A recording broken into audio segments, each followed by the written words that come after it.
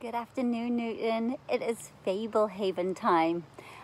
This is really creepy. I feel like I'm from the movie Cocoon right now. The sun is shining right in my face and it looks so white.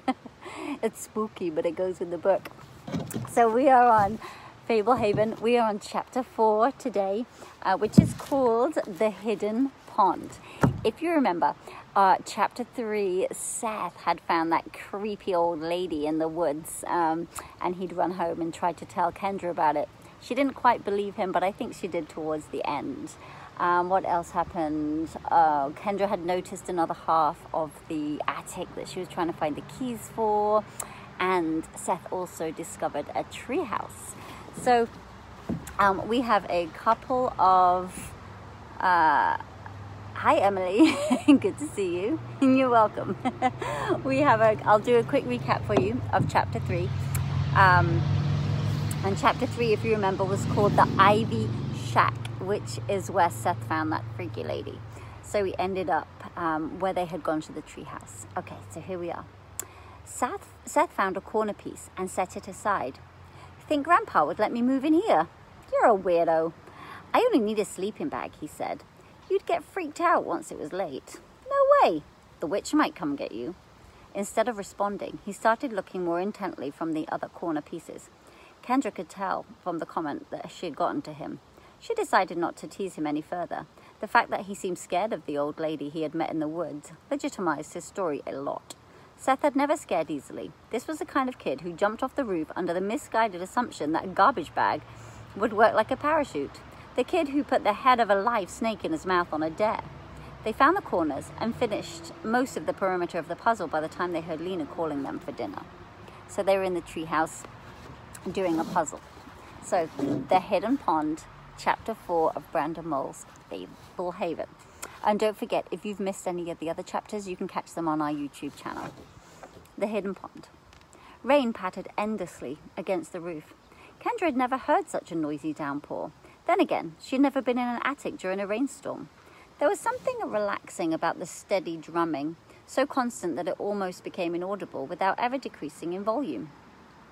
Standing at the window beside the telescope, she watched the deluge. The rain fell straight and hard. There was no wind, just layer upon layer of streaking droplets blurring into grey haze in the distance. The gutter below was about to overflow. Seth sat on a stool in the corner painting. Lena had been creating paint-by-numbers canvases for him, sketching them with expert speed, customizing each image to his specifications. The current project was a dragon battling a knight on horseback amid a fuming wasteland. Lena had outlined the images in considerable detail, including subtleties of light and shade, so that the finished products looked quite accomplished. She had taught Seth how to mix paint and given him samples of which hue corresponded to each number. The current painting, she had incorporated more than 90 different shades. Kendra had rarely seen Seth demonstrate as much diligence as he did on the paintings. After a few brief lessons on how to apply the paint, including purposes of the different brushes and tools, he had already finished a large canvas of pirates, sacking a town of smaller. One of a stake charmer diving his way from away from a striking cobra.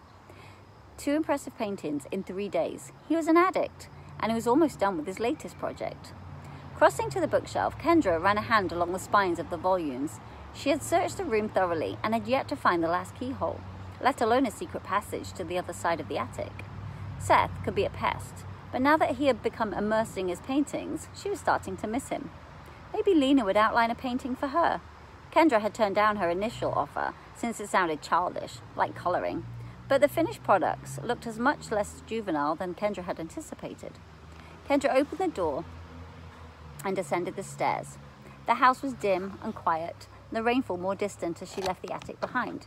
She walked along the hall and down the stairs to the main floor. The house seemed too quiet. All the lights were out, despite the gloom. Lena? There was no answer. Kendra went through the living room, the dining room, and into the kitchen. No sign of the housekeeper. Has she left? Opening the door to the basement, Kendra peered down the steps into the darkness.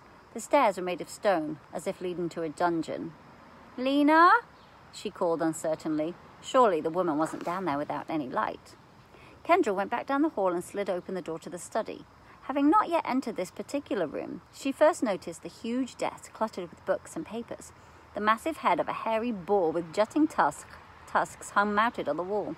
A collection of grotesque wooden masks rested on a shelf. Golfing trophies lined another.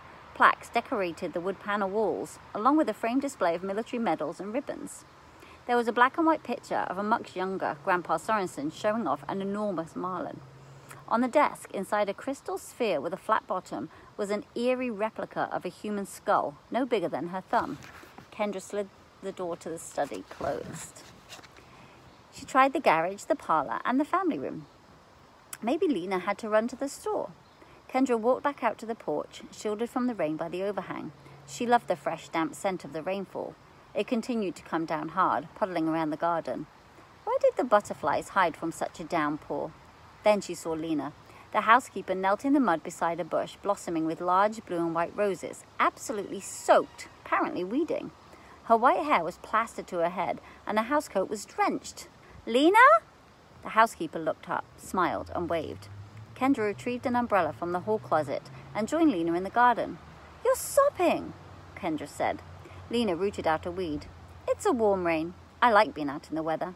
She stuffed the weed into a bulging garbage bag. "You're going to catch a cold." "I don't often take ill." She paused to stare up at the clouds. "It won't last much longer." Kendra tilted her umbrella back and gazed into the heavens. Leaden skies in all directions. "You think?" "Wait and see. The rain will pass within the hour." "Your knees are all muddy." You think I've lost my marbles." The woman stood up, spread her arms wide, tilting her head back.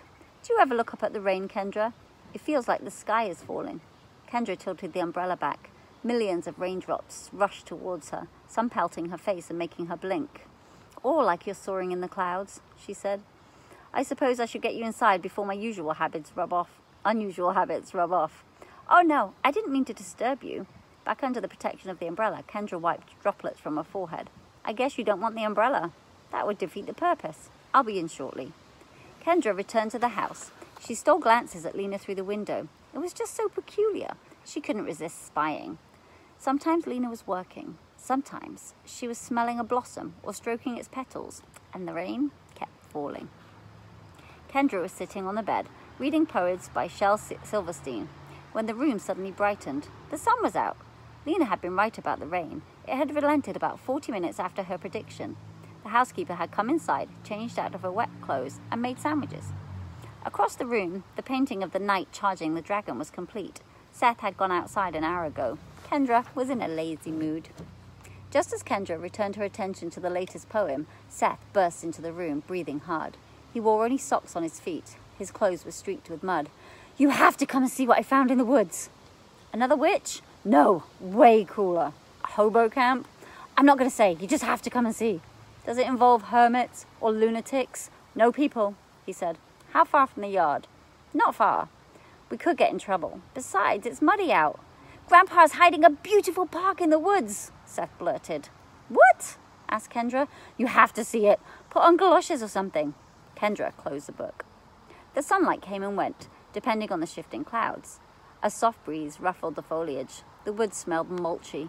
Scrambling over a damp, rotting log, Kendra shrieked when she saw a glistening white frog. Seth turned around. "Awesome!" "Try disgusting." "I've never seen a white frog," Seth said. He tried to grab it, but the frog took an enormous leap as he approached. "Whoa, that thing flew!" He checked the underbush where the frog had landed, but found nothing. "Hurry up," Kendra said, glancing back the way she had come. The house was no longer in sight. She could not shake the sick, nervous feeling in her stomach. Unlike her little brother, Kendra was not a natural rule breaker. Excuse me. She was in all the accelerated classes at school, got almost perfect grades, and kept her room tidy, and always practiced her piano lessons. Seth, sorry guys, it's very polleny. I'll be right back. I should have stuck to the library building. All right, I'm sorry. Okay. Whew, she was in all the accelerated classes at school, got almost perfect grades, and kept her room tidy, and always practiced her piano lessons. Seth, on the other hand, settled for lousy grades, routinely skipped his homework, and earned frequent detentions. Of course, he was also the one with all the friends, so maybe there was a method to his madness. What's the rush? He took the lead again, blazing a trail through the undergrowth. The longer we're gone, the more likely someone will notice we're missing. It isn't much further. See that hedge? It was not exactly a hedge, more like a tall barrier of unkempt bushes. You call that a hedge? The park is on the far side. The wall of bushes extended as far as Kendra could see in either direction. How do we get around it? Through it, you'll see. They reached the bushes, and Seth turned left, studying the leafy barricade as he went, occasionally squatting, checking closer. The interlocked bushes ranged from 10 to 12 feet tall. They looked really thick. Okay, I think it's somewhere around here where I squirmed through. There was a deep indentation at the base of where two bushes overlapped. Seth dropped to all fours and forced his way in. You're going to have a billion ticks, Kendra predicted. They're all hiding from the rain, he replied with perfect confidence. Kendra got down and followed him. I don't think this is the same way I got through last time, Seth admitted. It's a little more cramped, but it should work. He was now slithering on his belly. This better be good. Kendra squirmed on her elbows, eyes squinted. The damp ground felt cold, and droplets fell from the bush as she jostled it. Seth reached the far side and stood up. She crawled through as well. Her eyes widened as she got to her feet. Before her lay a pristine pond, a couple of 100 yards across, with a small verdant island at the center. A series of elaborate gazebos surrounded the pond, interconnected by a whitewashed boardwalk. Flowering vines wound along the latticework of the impressive promenade. Elegant swans glided on the water, butterflies and hummingbirds wove and darted among the blossoms. On the far side of the ponds, peacocks strutted and preened. What in the world? Kendra gasped. Come on. Seth started across the lush, neatly mown lawn towards the nearest gazebo. Kendra looked back, understanding why Seth had called the disheveled barrier a hedge of bushes a hedge.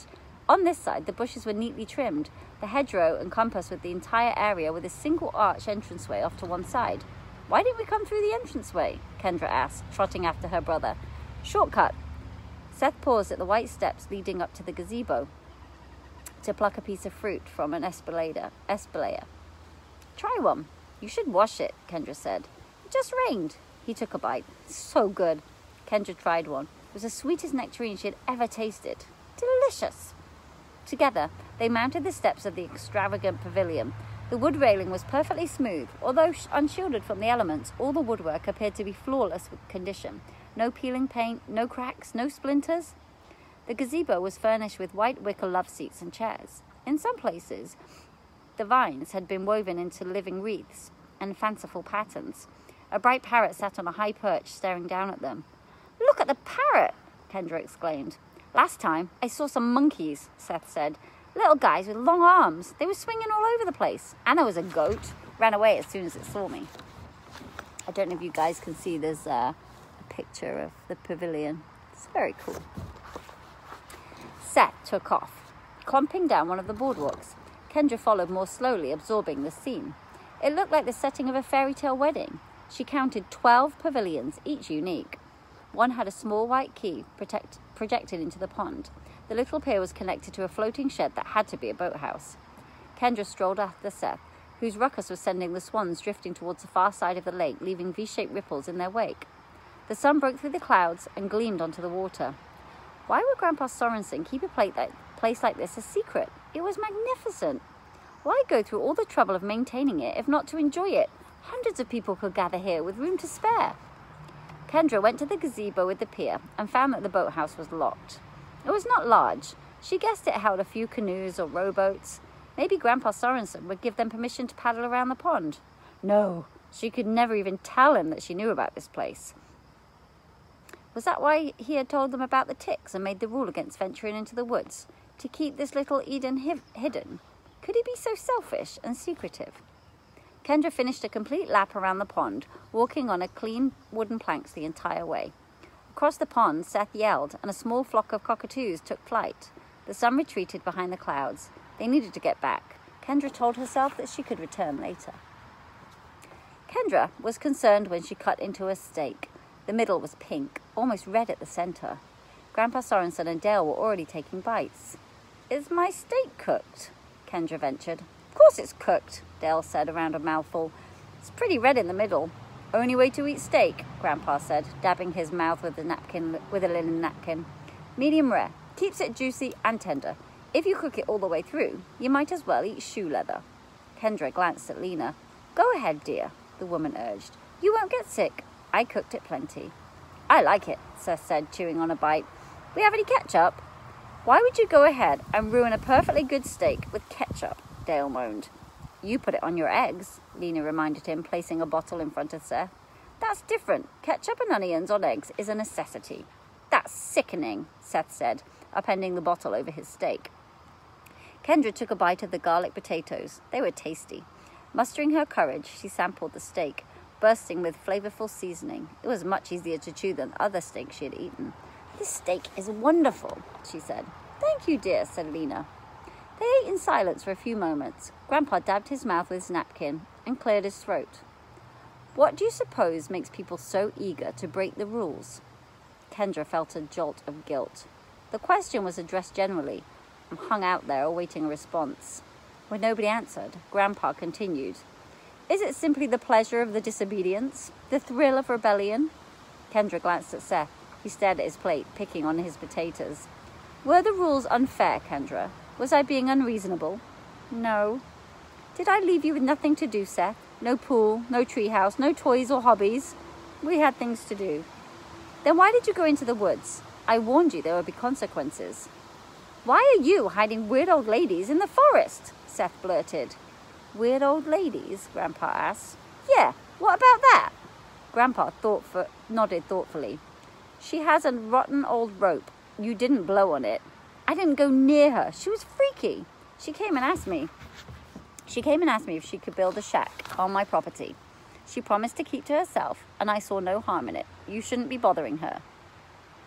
Seth found your private retreat, Kendra said. He wanted me to see it, and my curiosity got the better of me. Private retreat? Big pond? Fancy boardwalk? Parrots and swans and peacocks? Grandpa looked at Dale, speechless. Dale shrugged. I was hoping you'd take us out on a boat, Kendra said. Who said anything about a boat? Kendra rolled her eyes. I saw the boathouse, Grandpa. He tossed his hands up and shook his head. Kendra set down her fork. Why would you let such a nice place go to waste? That is my business, said Grandpa. Yours was to obey my rules for your own protection. We're not afraid of ticks, Seth said. Grandpa folded his hands and lowered his eyes. I was not entirely honest about why you needed to stay out of the woods. He lifted his gaze. On my land, I provide refuge for some dangerous animals, many of them endangered. That includes poisonous snakes, toads, spiders, and scorpions, along with bigger game. Wolves, apes, panthers. I use chemicals and other controls to keep them away from the yard, but the woods are extremely hazardous, particularly in the island in the center of the lake. It is deliberately infested with inland tapirns, also called fierce snakes, the deadliest serpents known to man. Why didn't you warn us? Kendra asked. My preserve is a secret. I have all the necessary licenses, but if my neighbors complained, those could be revoked. You must not tell a soul, not even your parents. We saw a white frog, Seth said breathlessly. Was that poisonous? Grandpa nodded. Quite lethal. In Central America, the indigenous people use them to fashion poison darts. Seth tried to catch it. Had he succeeded, Grandpa said gravely, he would be dead. Seth swallowed. I'll never go into the woods again. I trust you won't, Grandpa said. All the same, a rule is of no value unless a punishment is enforced. You'll have to stay in your room for the rest of your stay. What? Seth said. But you lied to us. Being afraid of ticks is a lame reason to stay out of the woods. I just thought you were treating us like babies. Well, you should have brought those concerns to me, Grandpa said. Was I unclear about the rules or the consequences? You were unclear about the reasons, Seth said. That is my right. I am your grandfather, and this is my property. Well, I'm your grandson, and you should tell me the truth. You're not setting a very good example. Kendra tried not to laugh. Seth was in lawyer mode. He always tried to maneuver out of trouble with their parents. Sometimes he made some pretty good points. What do you think, Kendra? Grandpa asked. She had not expected him to solicit her opinion. She tried to collect her thoughts. Well, I agree you didn't tell us the whole truth. No way would I have gone into the woods if I knew there was dangerous animals. Me neither, said Seth. I made two simple rules. You understood them, and you broke them, just because I chose not to share all my reasons for making the rules. You think you should escape punishment? Yes, Seth said. Just this once. That doesn't sound fair to me, said Grandpa. Unless the punishments are enforced, rules lose all their power. But we won't do it again, Seth said. We promise. Don't lock us up in the house for 2 weeks. Don't blame me, said Grandpa. You locked yourself up by disregarding the rules. Kendra, what do you think would be fair? Maybe you could give us a reduced punishment as a warning. Then the full punishment if we mess up again. Reduced punishment, Grandpa mused. So you still pay a price for your disobedience, but you get one more chance. I might be able to live with that. Seth? Better than the whole punishment. That settles it. I will reduce your sentence to a single day. You will spend tomorrow confined to the attic. You can come down for meals and you can use the bathroom, but that is all. Break any of my rules again and you will not leave the attic until your parents come for you, for your own safety. Understood? Yes, sir, said Kendra. Seth nodded his agreement. The end of chapter 4, The Hidden Pond. Next time, next Monday, we will be reading chapter 5, which is called Journal of Secrets. So we will be back next Monday at 5. Don't forget you can check out other chapters that I have read from 1 to 4 on our YouTube channel. And I'm sorry the light is so weird today. I look weird. But I will see you guys next Monday at 4 o'clock. Have a great weekend. It is beautiful weather this week. So enjoy it. Stay safe. Be good. Bye, guys.